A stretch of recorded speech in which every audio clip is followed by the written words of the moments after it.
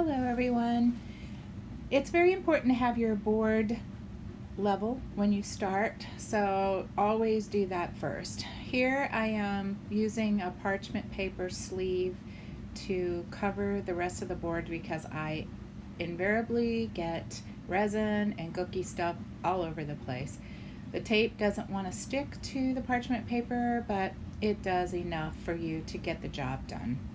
And I just try to make a straight line to go across the top so I know that everything else will stay nice and clean. I do use Vaseline or petroleum jelly to coat the edges and the back of my boards.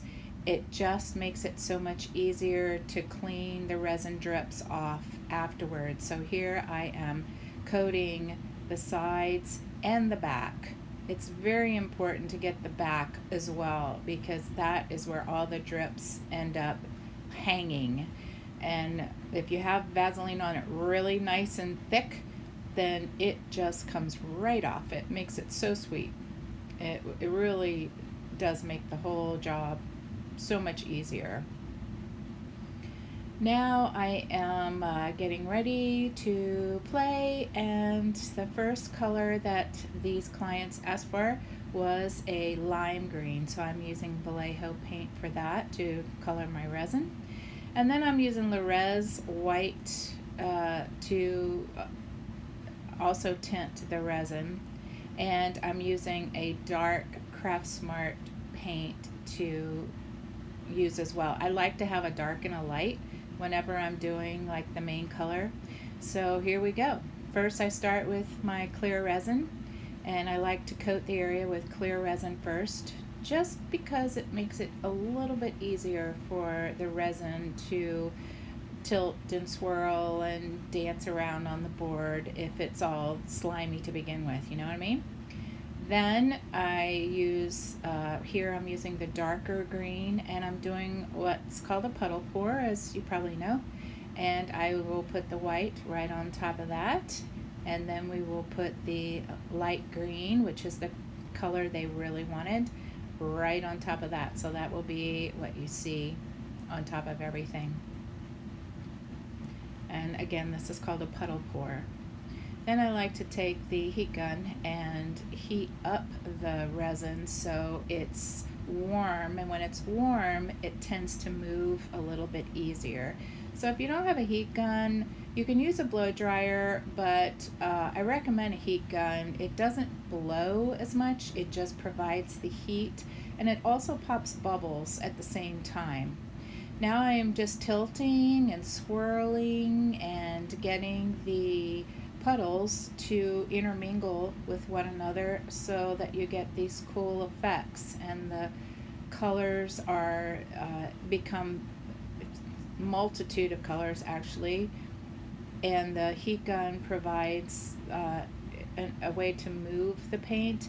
And also the white is the densest of the colors, so when you blow the white over the green or any other color, you will get some cell action because it will want to drop through to the bottom, and it drops through and allows those nice cool looking cells, or in this case it kind of looks like waves. And as I'm doing this, I'm mad at myself for taping it because I really like the way that live edge looks, and I wish I would not have taped it so I could have used that live edge, but too late now. Here I'm adding a little extra white because I wasn't really happy with the way it was looking all together, and you can always add some more and play with that heat gun. And the heat gun, if you just start it up high and just kind of go down and make those little pounces on the white or on any of the colors, it really moves it, and it makes some really neat effects. So here it is now 2 hours later, and look at that gorgeous live edge. I wish I wouldn't have taped it. But anyway, I'm going to show you how it runs down the side, and this is at the point at which you can remove the tape at 2 hours, and the resin is still soft enough for you to do that, but it's not going to move like crazy. It's not going to be all over the place. But it allows the tape to be removed. If you wait too long, then it gets hard and you can't move it. Now here I'm showing you all the drips that on the back that are going to come off beautifully with the Vaseline, you know, because it's coated with Vaseline. Right there where I pointed is I messed up and the resin got underneath the tape there. So because that was not, had no Vaseline on it, I want to wipe that off. And I use a baby wipe to wipe that off. And at this point in the game, it comes off no problem because it's still soft. And the baby wipes work magic. They just take that resin right off. The rest of it, I am going to wait till tomorrow, and I will scrape off those bumps and bulges and runs and drips tomorrow with a palette knife, and that will give me a nice clean edge. But for now, I'm just going to let it do what it wants to do and go from there. So here it is the next day, and I use a palette knife, and this is kind of a small, sharp one, or it's thin, and so it does an excellent job of just popping those drips right off. And because that Vaseline is under there, it's kept it moist enough that I can just take that off.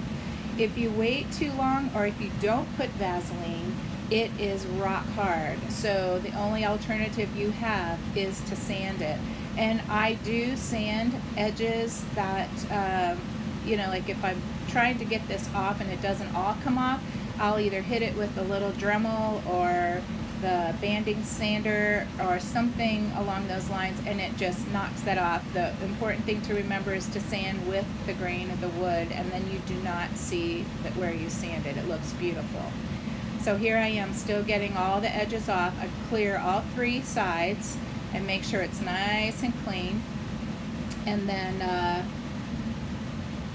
when it's a little bit harder, so like I wait a whole day, like the next day or even longer. I like to wait 3 days. 72 hours is really good, and then I can clean the board off with soap and water.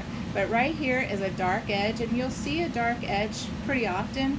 Once you wash the board with soap and water and let it dry and then put mineral oil on it, you don't see that. I had a little extra, so I made coasters, and I hope you enjoyed this video. Thank you.